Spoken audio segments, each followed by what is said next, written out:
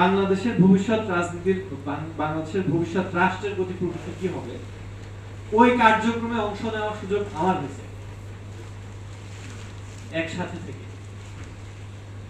Doctor ইউনূসকে প্রথম অ্যাপ্রোচটা আমরা করছি, এটা আমরা নির্দ্বিধায় বলতে পারি।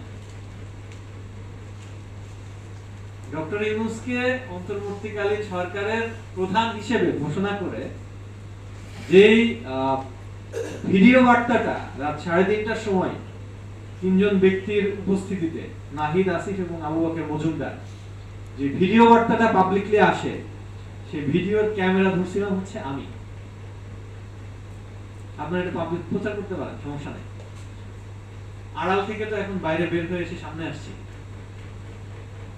তো আমাদের প্রধান শক্তিটা হচ্ছে আমরা জুলাইয়ের এই গণ অভ্যুত্থান, বাংলাদেশের ইতিহাসে নজিরবিহীন যে ঘটনা, একটা অদ্ভুত সুন্দর ঘটনা যেটা সাক্ষী 3 আগস্ট 5ই আগস্ট বাংলাদেশের মানুষের, আপনারা জীবদ্দশায় দেখছেন যে এত মানুষ ঘর থেকে বের হয়ে এসে এইভাবে আনন্দ উদযাপন করতেছে।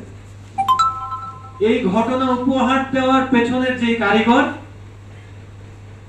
তাদের মধ্যে আমরা হচ্ছি অন্যতম। এটা ওতপ্রোতভাবে জড়িত, এটা কেউ অস্বীকার করতে পারবে না। আমরা হচ্ছে জুলাই আগস্টের শক্তি।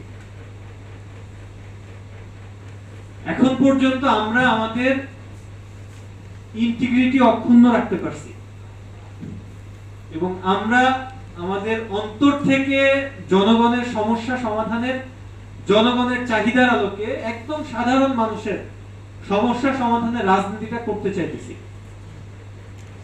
আমরা ফেল করতে পারি, কিন্তু আমাদের লড়াই আমরা চালাবো। আমরা বিশ্বাস করি আমাদের এখানকার ব্যক্তিদের মধ্য থেকেই নতুন নাহিদ হয়ে উঠবে, যে ইন্টিগ্রিটি ধরে রেখে নতুন নাহিদ ইসলাম হবে, নতুন সাদিক কায়েম হবে। ভাই, আপনি যদি জনগণের জন্য কাজ করেন, তখন মানুষ আপনাকে অটোমেটিক স্বীকৃতি দিবে, মানুষ আপনাকে চিনবে, আপনার জন্য দোয়া করবে, অন্তর থেকে দোয়া করবে। মানুষ চাইবে যে আপনি ক্ষমতায় আসেন, যাতে করে আপনি আরো বেশি মানুষের সেবা করতে পারেন। তো আমরা তো মানুষের সেবার রাজনীতিটা করতে চাই। আমরা হার্ট থেকে বলতেছি এবং আমরা আমাদের কাজে প্রমাণ করব ইনশাআল্লাহ। আমাদের সামনের যে রাস্তাটা, সেই রাস্তায় এই জিনিসগুলোই থাকবে, যে আমরা সমস্যাকে অ্যাড্রেস করতেছি। মানুষের সমস্যা হচ্ছে, ধরেন এই যত্রতত্র মানে আবর্জনা পড়ে থাকে, এটা সমাধানের একটা প্র্যাগম্যাটিক অ্যাপ্রোচ আমরা নিব।